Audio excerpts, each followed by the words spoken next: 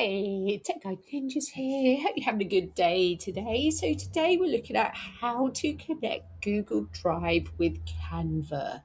So to start with, open up your Google Drive account. You can usually do that from a Google homepage by clicking on the little dots, the Google apps, then clicking on Drive.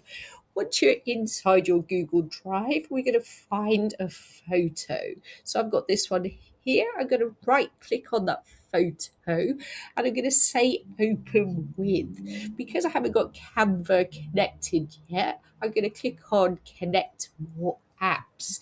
From there, a new box will open up and I'm going to search the different apps that I can connect to my Google Workspace.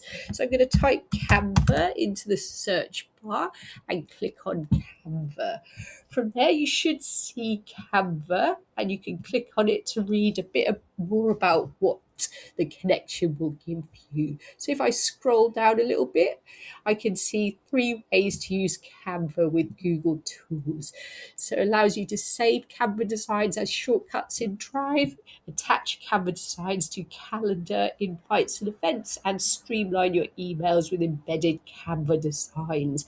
If that's what you want to do, click on install and follow the instructions and you will connect your Google Drive account with Canva.